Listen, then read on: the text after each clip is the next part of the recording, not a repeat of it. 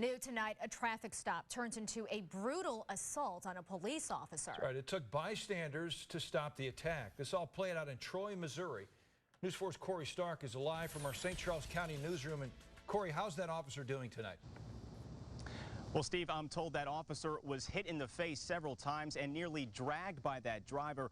I'm told he is in the hospital tonight, and he also had an MRI done today and could have some significant shoulder damage. But things could have been much worse for that officer if it wasn't for those innocent bystanders who stopped to help.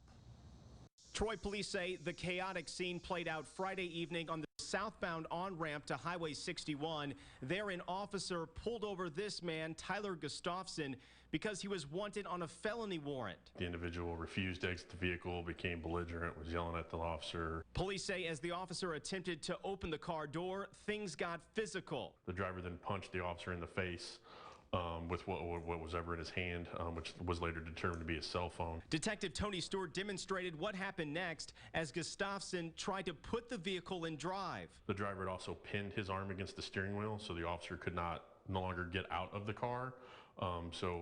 When the driver went to put it in gear, the officer did, with his right hand, pull his service weapon. The officer warned Gustafson he would shoot if he didn't comply. The officer was able to get the keys out of the ignition. Meanwhile, passing motorists saw what was going on and stopped to help, including an off-duty police officer. Got out of his vehicle, had his wife call 911, and ran across 4 lanes of the highway to assist. 7 people in all stopped to help. It literally took all 7 of the individuals that were there to remove him from the vehicle, restrain him on the ground to be placed in handcuffs, and then it took 4 people to carry him to a patrol vehicle to be transported. And Troy police say they are grateful that the motorists stopped to help, and also stopping to help were 2 off-duty police officers, one from the Lake St. Louis Police Department, the other from the Manchester Police Department. And I'm told that everyone who helped with this officer will be recognized at the next Troy City Council meeting. That will be on September 22nd. Live tonight, Corey Stark, News 4. New tonight, a West County man is accused of attacking a Baldwin police officer. 20-year-old Jacob Goring faces a list of charges, including assault on an officer and stealing. Officers are responding to the call of a purse stolen when they say they saw Goring with a purse under his shirt. When an officer tried to arrest him, he pulled out a car jack and tried to hit the officer. Police say Goring then threw the jack at the officer and took off running, but he didn't get far. He tripped, and when the officer tried to arrest him again, he tried to pull the officer's gun on her. New tonight, O'Fallon, Illinois police want to know if you've seen this man. They say he approached a boy at the O'Fallon City Park and made several lewd and inappropriate comments. He's described as a white man between 40 and 50 years old with facial hair. He was also wearing glasses. If you recognize anything about the pictures, call the O'Fallon Police Department. Jasmine? Steve, new at 10, the Camden County Fire Marshal is investigating after some unsettling moments, not only for a St. Louis band, but also their fans. This is the video the band Queens Boulevard recorded as it was performing at Shady Gators at the Lake of the Ozarks. In the middle of the cover band's rendition of Sweet Child of Mine, the crowd starts jumping and the dance floor collapses. Band members tried to keep calm as the crowd began to panic. Not up here, the stage will collapse, we will fall into the water. Come on.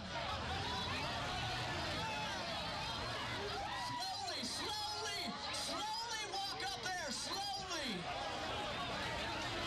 Come on, everybody.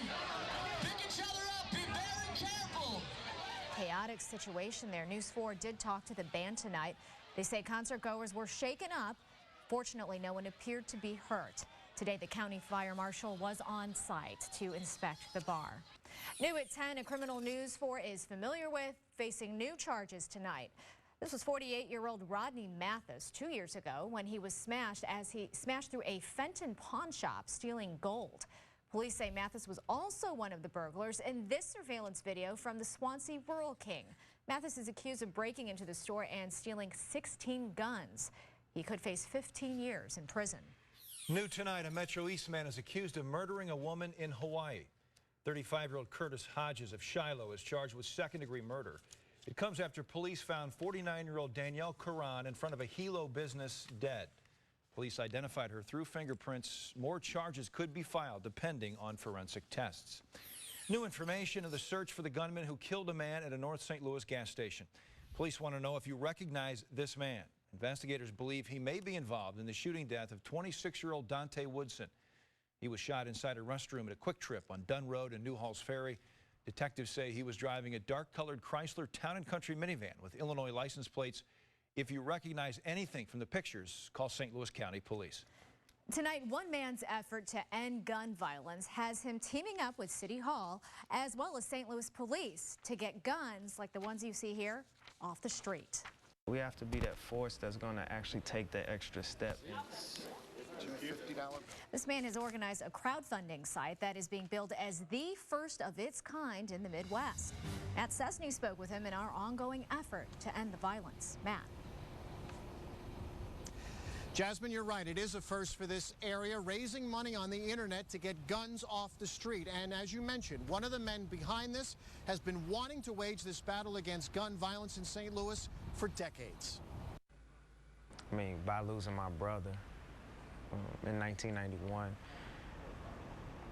it's always been something that's been dear to me. I just never knew how to, I just never knew what to do. I never knew, how to organize. Bruce Franks Jr. was only 6 years old when his brother, 9-year-old Christopher Harris, was gunned down in the Forest Park Southeast neighborhood when one gunman used him as a human shield. It's something that is now driving Franks with his organization 28 to Life to raise money and buy back guns. It would be administered by the police department. We hope to have the website up and everything and launched by next Friday. That's our goal, to launch by next Friday. We want to raise minimum $50,000. Aldermanic President Lewis Reed has been working on this for a year and a half, trying to overcome, he says, a state law to allow gun buybacks. Now with the hurdles gone, all Bruce Franks needs is the money to get it started. It's just more so of really removing these guns off the street, removing a lot of these stolen guns, removing a lot of guns that could potentially mess somebody's life up one way or the other.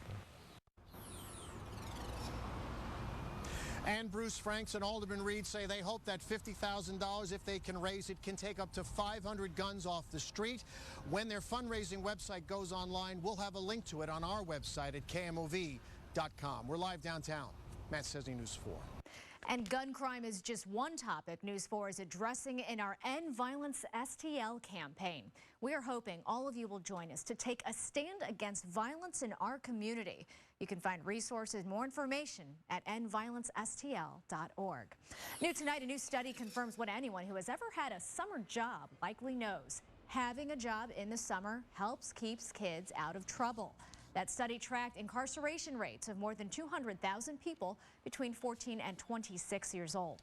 Those who participated in the state's youth employment programs were less likely to end up imprisoned. Researchers say that program saved about 20 lives each year during that 4-year study. New tonight, the Missouri Attorney General has dismissed a lawsuit against a North St. Louis County town stemming from its traffic fine revenue. Hillsdale is one of 17 municipalities Chris Koster sued for violating the state limit of how much cities can collect from traffic fines and court costs.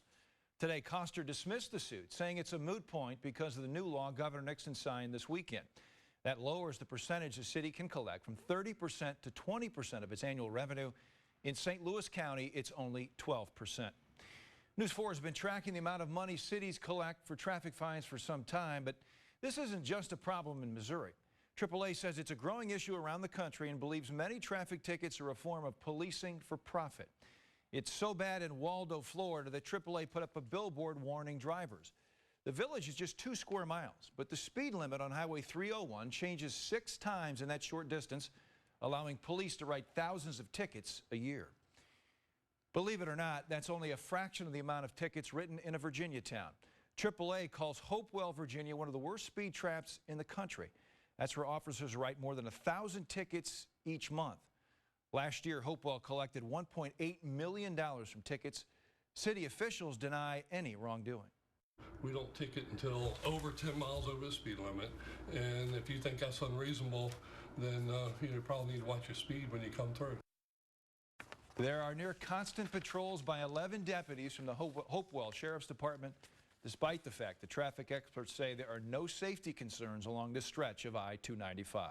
Some major budget cuts are looming over East St. Louis. City leaders tonight, the mayor hosted a town hall meeting aimed at shining a light on the city's financial problems. The mayor says city layoffs are possible.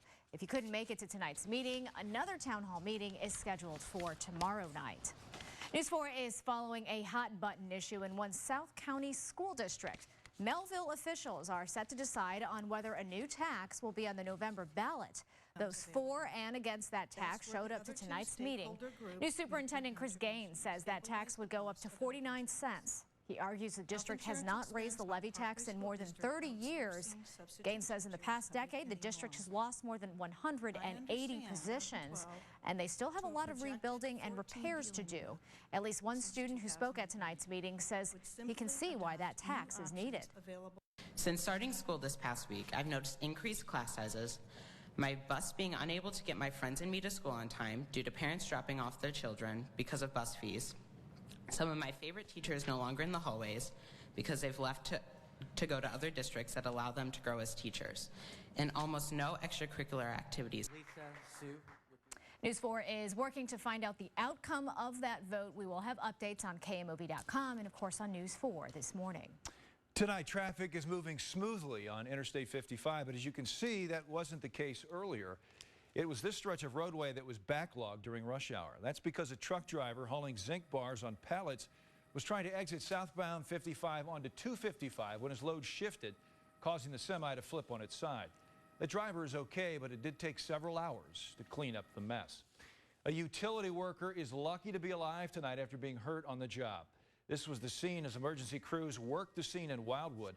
A worker for Gershman Electric was in a bucket truck about 20 feet in the air when that truck was hit by a semi.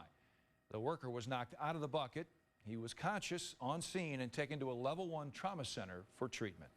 Chief of Police for the city of East St. Louis, Illinois. Feels good saying it, doesn't it? News 4 sits down with the new Metro East Police Chief, how he plans to improve his department's image. While most stayed dry today, we did have some isolated downpours, and there's more where that came from. I'm tracking the timing on scattered storms in our forecast for tomorrow. And a family pleading for help. This after their loved one falls victim to a hit and run. We've got all the details coming up in just 90 seconds. The News 4 St. Charles County Newsroom is brought to you by Cantor & Berger, an experienced injury law firm.